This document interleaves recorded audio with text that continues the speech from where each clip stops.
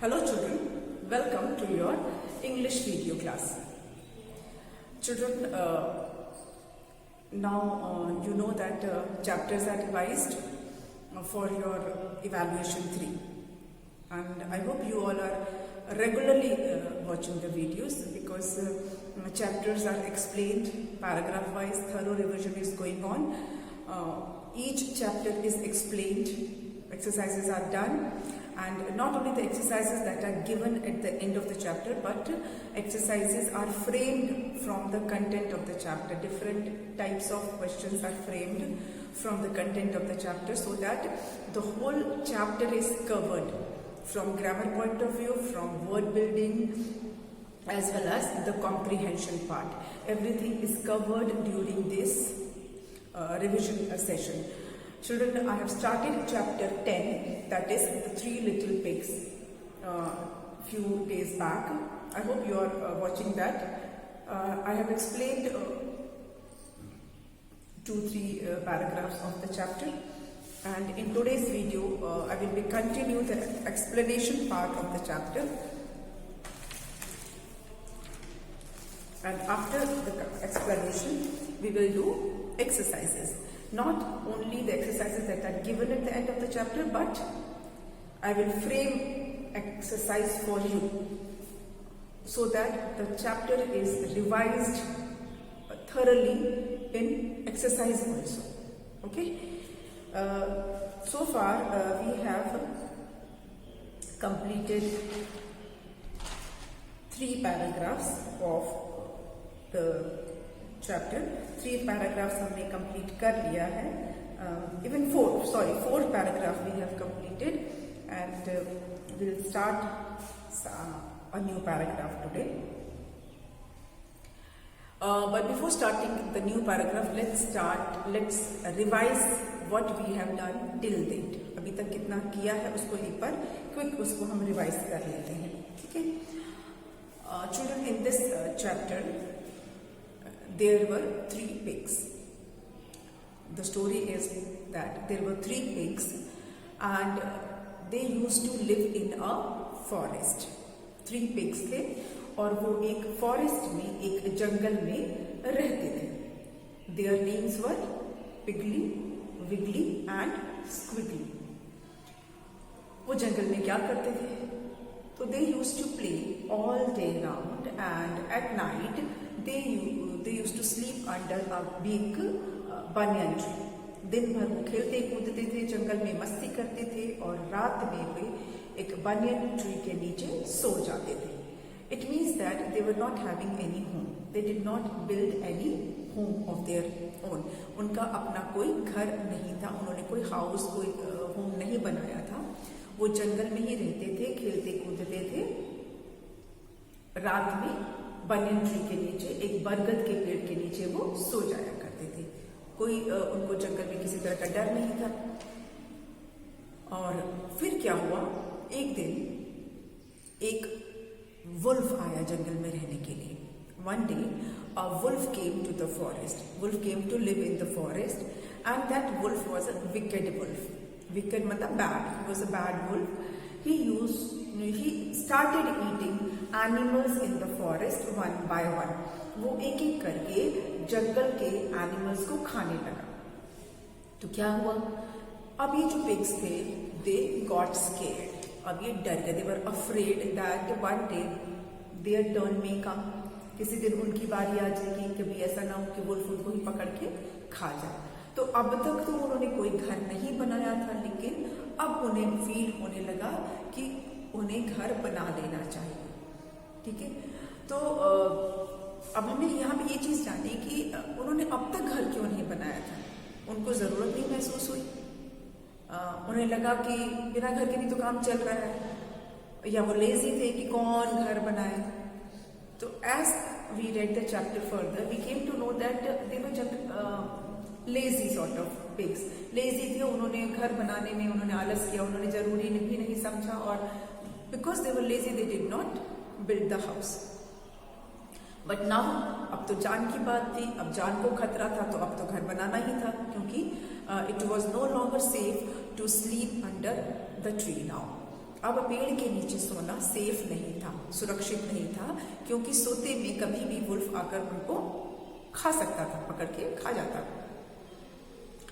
तो फिर क्या हुआ, इन्होंने डिसाइड किया कि they will build their houses, अपना अपना घर बनाएंगे। तो तीनों पिग्स में से जो स्क्विगली था वो सबसे लेजी था। He was laziest of all. The word is written in the chapter laziest of all. This word means laziest of all अगर लिखा है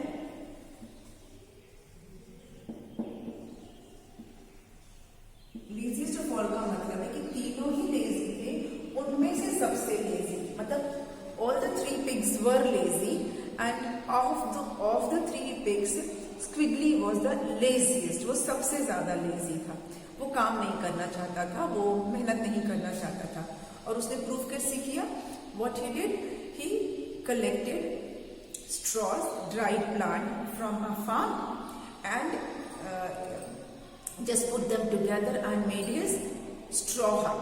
उसने जल्दी जल्दी वो स्ट्रॉ को कलेक्ट किया, इकट्ठा किया और उसका उसने एक हट बना लिया। झटपट उसने एक हट बना, उसने मेहनत नहीं की और सोचा कि घर ही तो बनाना है और उसने स्ट्रॉ का एक घर बना लिया।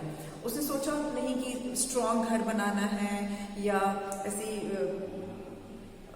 जो कि नॉट सो स्ट्रॉन्ग, जिसको बोलते हैं कच्चा घर बन रहा है कि स्ट्रॉन्ग घर बन रहा है, उस पर उसने ध्यान नहीं दिया। और उसको बस ये था कि बस घर बन जाए, मेरे को रहने की जगह मिल जाए, अभी मैं पेड़ के नीचे सोता हूँ, एक घर हो जाएगा तो मैं सेफ हो जाऊंगा। उसके दिमाग में ये नहीं है कि घर स्ट्रॉन्ग होना भी जरूरी है, बस घर होना चाहिए, ऐसा सोच के उसने quickly he made a house of straw and that was not a house, it was like अ हट। Then he asked his brother to stay with him. He asked his brothers Piggy and Wiggly to stay with him. वो उसने भाइयों को बोला कि रहने के लिए। अब आपको क्या लगता है कि उसने क्यों कहा भाइयों को रहने के लिए अपने साथ? We did not discuss this question in the previous video, but now I am discussing. उसने क्यों कहा भाइयों को अपने साथ रहने के लिए? आपको क्या लगता है, क्या रीजन होगा? चिल्ड्रन, इसके 2-3 रीजन हम मान सकते हैं। Answer is not given in the chapter, this is what we are thinking, this is what how why, जो हमारे क्वेश्चंस होते हैं ना, क्यों, किस लिए, कैसे, ये वाले जो क्वेश्चंस होते हैं कि why he asked his brothers to stay with him. पहला तो उसे लगा होगा, जो मेन सबसे मेन रीजन हमें जो हम सोच सकते हैं कि पहले भी ये तीनों जो पिग्स थे ये जंगल में रहते थे, साथ में खेलते थे, मस्ती करते थे और साथ में फिर सो जाते थे पेड़ के नीचे। तो उसको लगा होगा कि मेरे भाई अगर मेरे साथ रहेंगे तो हम पहले की तरह खेलेंगे, कूदेंगे और रात में एक साथ एक घर में सो जाएंगे। मतलब हम पहले की तरह मौज मस्ती भी करेंगे, खेल भी लेंगे साथ में और साथ में सो जाएंगे। दूसरा रीजन ये हो सकता है कि उसको डर लग रहा हो कि अकेले रहूंगा तो क्या पता खतरा हो। It is safe to be with brothers, अपने भाइयों के साथ रहूंगा तो थोड़ा मेरी जान बची रहेगी या हम सब सेफ रहेंगे, ऐसा दिमाग में आया होगा। या उसको लगा होगा कि मेरे भाई हैं, अपने साथ मुझे रख लेना चाहिए, हमको साथ में ही रहना चाहिए। तो ये कुछ एक रीजन है जिसकी वजह से स्क्विगली ने कहा होगा अपने ब्रदर्स को रहने के लिए। लेकिन क्या हुआ, brothers said no, they refused to stay with him because they wanted to have their own houses. Now children, the word is own, O-W-N.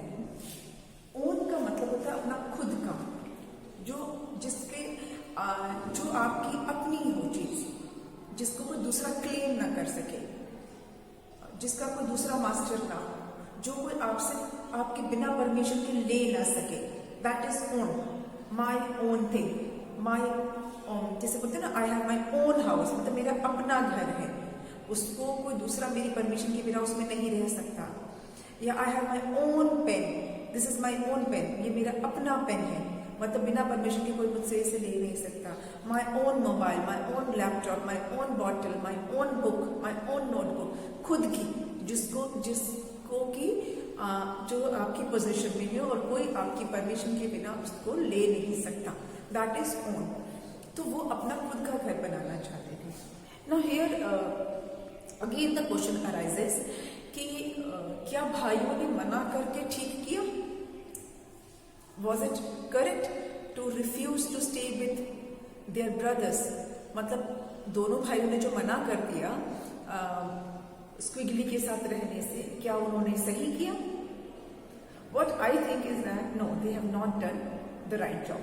तो सही काम नहीं किया। क्यों? क्योंकि सबसे इम्पोर्टेंट चीज है यूनिटी। अगर वो तीनों साथ में रहते, अगर एक कच्चे घर में भी साथ में रहते, अगर उनके भी यूनिटी होती तो वो एक दूसरे को प्रोटेक्ट करेंगे, पहली चीज। और यूनिटी बहुत जरूरी है। एक फैमिली की तरह अगर तीनों साथ में रहेंगे तो बड़ी से बड़ी मुसीबत का वो सामना कर सकते हैं, है ना। एक फैमिली जब साथ में रहती है तो उनका कॉन्फिडेंस बढ़ता है, उनकी स्ट्रेंथ बढ़ती है। ऐसा बोलते हैं ना, यूनिटी इज स्ट्रेंथ। अगर अलग अलग रहेंगे, कोई किसी मुसीबत में है और दूसरा उसके पास नहीं पहुंच पाया, ऐसा हो सकता है। अगर तीनों साथ में रहेंगे तो कोई अगर एक पे भी मुसीबत में होता तो बाकी के तो उसकी हेल्प करने के लिए रहते। अलग अलग रहने का मतलब है कि तीनों अलग हो जाएंगे और कभी कोई मुसीबत हुई तो जल्दी से दूसरे के पास पहुंचना मे बी नॉट पॉसिबल। तो यूनिटी बहुत जरूरी है। फैमिली का साथ में रहना या फ्रेंड्स का साथ में रहना जरूरी है। हमने कई ऐसी स्टोरीज पढ़ी है जहाँ पे ये कहा जाता है यूनिटी इज स्ट्रेंथ। आपने एक कोई स्टोरी पढ़ी होगी कि जहाँ पर 4 काउज ने मिलकर 4 काउज ने मिलकर एक लायन को हरा दिया, या स्टिक्स वाला पढ़ा होगा कि एक सिंगल स्टिक होता है तो उसे कोई भी तोड़ देता है, लेकिन जब उसी स्टिक को आप बंडल में टाई कर देते हो तो उसको तोड़ना बहुत मुश्किल हो जाता है। भले वो पतली पतली स्टिक्स हैं, लेकिन जब आप उसको बंडल बना देते हो then when you try to break that bundle you find it difficult to break, but अगर सिंगल स्टिक है you can break it easily. तो यूनिटी के पॉइंट ऑफ व्यू से, सेफ्टी के पॉइंट ऑफ व्यू से भी तीनों का साथ रहना ज्यादा अच्छा होता, लेकिन उन्होंने तो मना कर दिया बाकी दो भाइयों ने, क्योंकि उन्हें तो अपना घर चाहिए था। और सेम टेंडेंसी ह्यूमन बीइंग्स में भी होती है, सबको अपना घर चाहिए होता है ना। चलिए फिर क्या हुआ? At night the wicked wolf came upon Squiggly's house. जब स्क्विगली का घर बन गया, वही स्ट्रॉ वाला घर, तो कौन आया? रात को वुल्फ आया और उसने क्या किया? He huffed and he puffed। हमने 2 वर्ड सीखे, huffed, puffed। नॉर्मली हफ और पफ का हम यूज करते हैं। हफिंग मतलब ब्रीदिंग रैपिडली, हम पफिंग मतलब ब्लोइंग एयर। तो यहाँ पे हफ एंड पफ का इसके मतलब है हवा भरना और फिर जोर से फूंक मारना, ऐसे करते ना वो। तो उसने what he did, the wolf huffed and puffed and blew down the Squiggly's house. जो उसका स्ट्रॉ का घर था वो उसने फूंक मार के गिरा दिया, क्योंकि वो स्ट्रॉन्ग घर नहीं था। और जैसे ही उसका घर गिर गया, स्क्विगली तो डर गया और डर के मारे वो जंगल की तरफ भागा। Just in right time. Just in right time मतलब थोड़ी भी देर हो जाती तो वुल्फ उसको खा जाता। जस्ट इन टाइम का मतलब है बिल्कुल सही समय पे वो जंगल भाग लिया, नहीं तो वुल्फ उसको पकड़ के खा जाता। ठीक है, तो स्क्विगली भाग के कहाँ गया? ही वेंट टू विगलीज प्लेस, जहां पे विगली था। विगली क्या कर रहा था? विगली अपना घर बना रहा था, पर वो स्ट्रॉ से नहीं बना रहा था। वो किससे बना रहा था? वो स्टिक्स यूज कर रहा था। He was using sticks to build his house.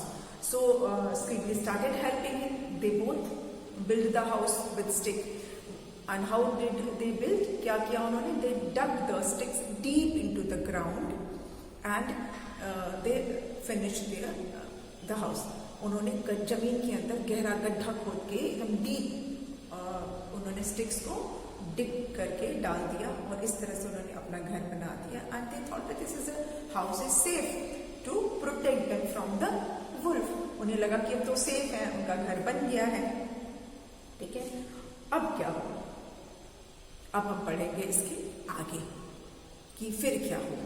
तो I will write the next line and will explain. अब इसके आगे देखते हैं कि स्टिक का घर बनाने के बाद फिर क्या हुआ।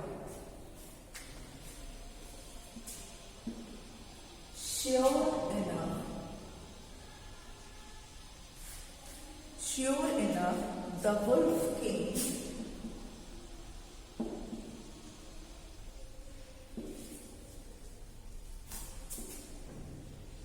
that night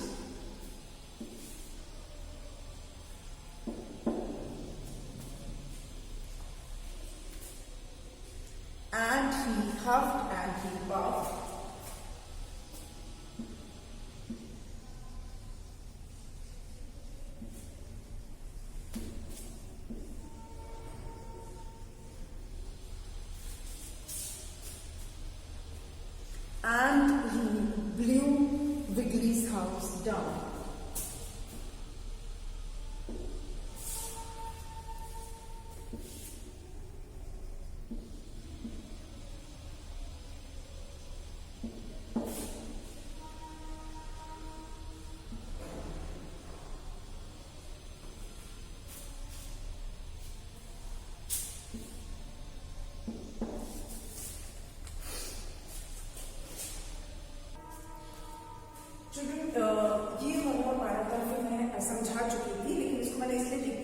बार आप देख लीजिए इसको।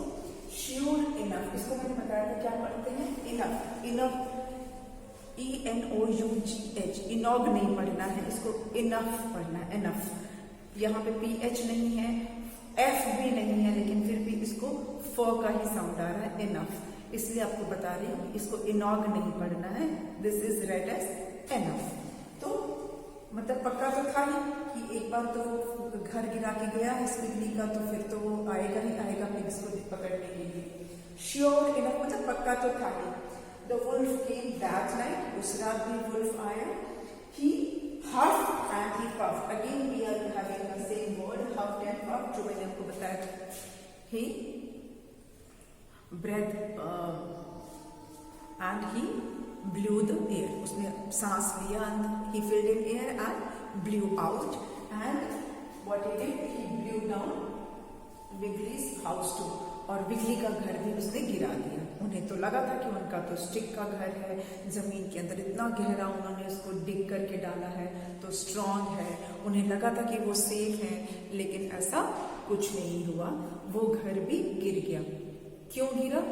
क्योंकि वो भी इतना स्ट्रांग नहीं था। लकड़ी का घर था, स्टिक का घर था, और वो भी इतना स्ट्रांग नहीं था। वुल्फ ने इतनी जोर से फूंक मारी कि वो घर भी गिर गया। फिर क्या? चलिए अब इसके आगे का हमें करना है।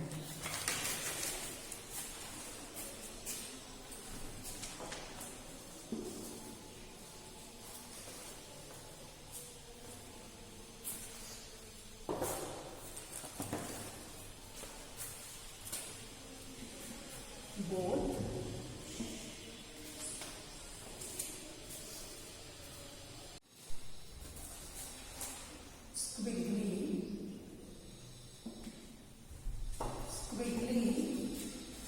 and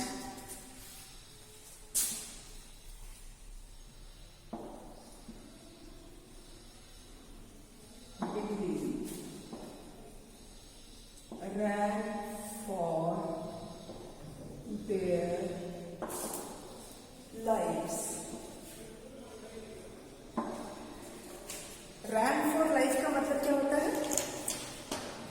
जिंदगी के लिए भागना नहीं, अपनी जान बचा के भागना। रैन फॉर देयर लाइफ मतलब अपनी जान बचा कर भागे। Both Squiggly and Wiggly ran for their life. जब वुल्फ ने उनका जो स्टिक वाला हाउस था उसको भी जब गिरा दिया, तो ये दोनों जो थे Squiggly and Wiggly, they ran for their life, मतलब अपनी जान बचाकर भागे, क्योंकि अगर नहीं भागते वहां से तो वुल्फ उनको पकड़ के खा जाता, तो अपनी जान बचाकर वहां से भागे। रैन फॉर लाइफ मतलब जान बचाकर भागना। They ran straight to Wiggly. दे रैन straight to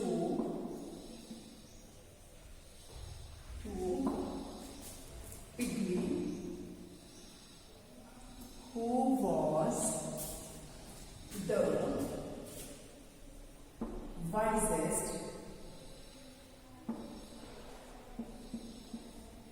of the three. He was working hard, constructing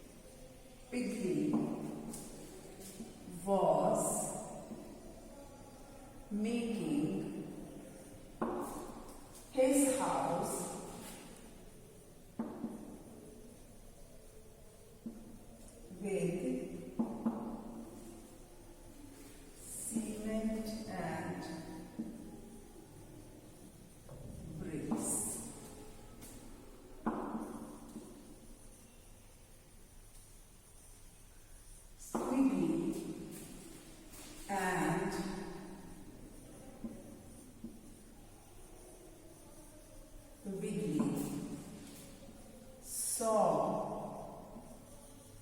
that a lot of work still needed to be done.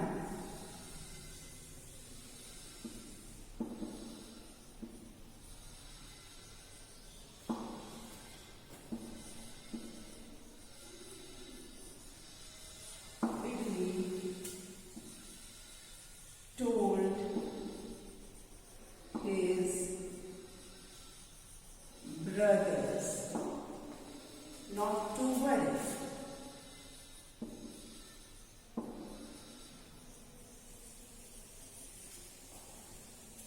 And that if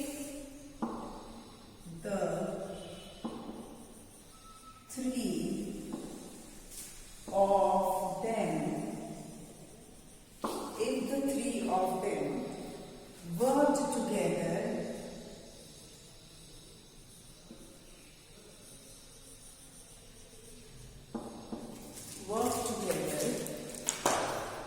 they would build a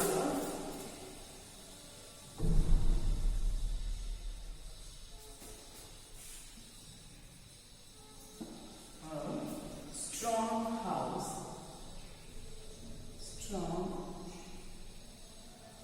house before nightfall.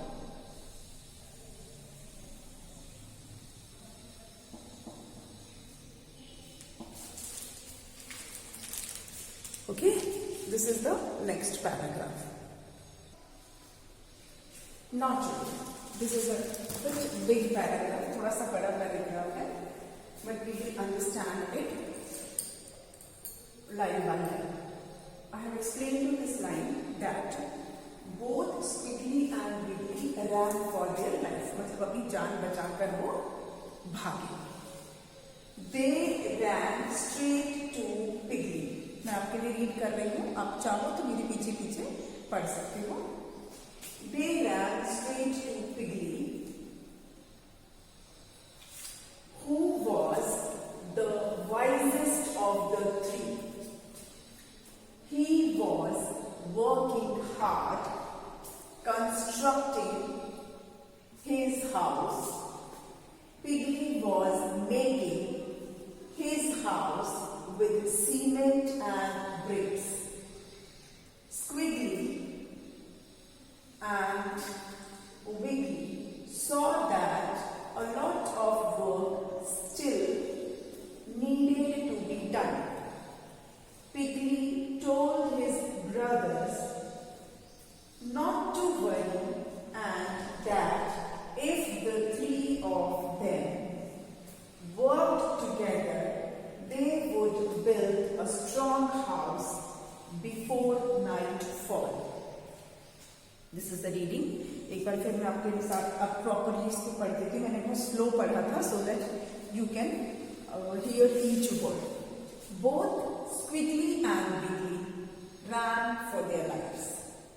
They ran straight to Piggly, who was the wisest of the three. He was working hard, constructing his house. Piggly was making his house with cement and bricks. Squiggly and Wiggly saw that a lot of work still needed to be done. Piggly told his brothers not to worry and that if the three of them worked together, they would build a strong house before nightfall. Next क्या हुआ कि जब वो जान बचाकर भागे तो किसके पास भागे, कहाँ गए वो? They ran straight to Piggly. Straight to Piggly मतलब straight मतलब सीधी लाइन में नहीं दौड़ के गए. Straight to Piggly मतलब वो पिगली के पास पहुंचे, रास्ते में कहीं किसी और के पास ना जाकर सीधा वो अपने भाई के पास गए, पिगली के पास गए. दे रैन स्ट्रेट टू पिगली का मतलब ये नहीं कि वो सीधी लाइन में दौड़ते हुए गए. स्ट्रेट टू पिगली का मतलब हुआ कि वो पहुंचे अपने भाई के पास, किसी और के पास ना जाकर वो सीधा पहुंचे पिगली के पास.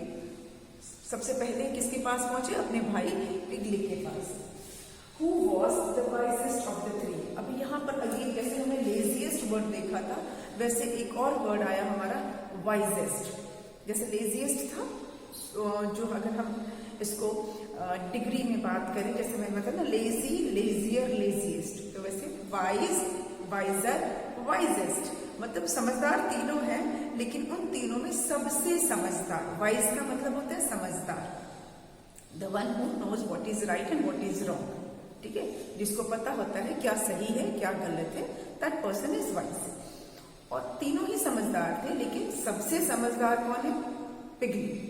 पिगली वॉज वाइजेस्ट ऑफ ऑल का मतलब सबसे ज्यादा समझदार था पिगली। ठीक है, इसीलिए वर्ड लिखा हुआ है वाइजेस्ट, वाइज, वाइजर, वाइजेस्ट। तीनों में सबसे समझदार। ओके, इंग्लिश में ऐसे इस तरह के डिग्री वाले बहुत सारे ऐसे वर्ड्स आपको मिलेंगे जब आप डिस्क्राइबिंग वर्ड्स के डिग्रीज पढ़ेंगे ना, पॉजिटिव, कंपैरेटिव एंड सुपरलेटिव।